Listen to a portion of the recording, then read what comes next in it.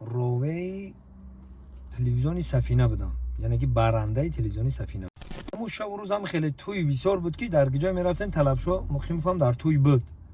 ما هم وقتا گروه عربشا توی معرکه بسیار میگشتیم، هر کجا میرفتیم بود برنده همون معرکه طلبشو بود.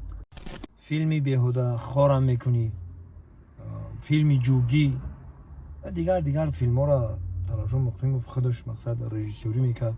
طلبشو مقیموف برادری ما در قرغان تپه بودن. ما روز تویش هم خونهشون رفته گیم، با کدام ایدی هم خونهشون دعوت کرده بود رفته بودیم در خونهشون. یک پیانینه سفیدی کلام بود. پیانینه را مقصد یک اویله بدن که اویله همون دور و زمان خودشون یک اویله زیایی بگیم هم خطا نمیکنیم، اویله زیایی بدن. روی دیدیم و خونه هاشون چقدر بر هوا و کلون خوش رو بود. خیلی دوست عزیزی ما امروز بیمار شدن، یعنی که جراحی کردن پای خود رو. انشالله که در این روز جمعه همه کسا سرجم دعا میکنیم که شفای کامل شد تو کنن.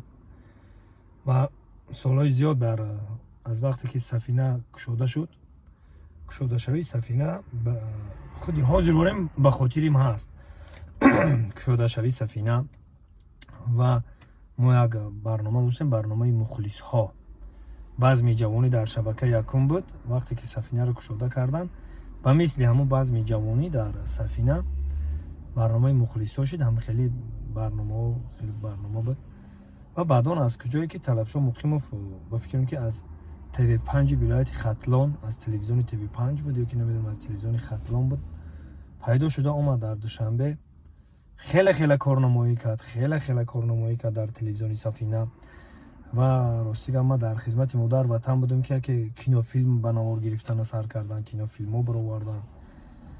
خیلی خلاصه در صنعت، در ساحه خودش، در رفت کاری خودش خیلی کارنمایی کرد. یک برنامه داشت از تمام اینجا میرفتن لیلی و مجنون هم میورده که نام برنامهش چی بود فراموش کردم.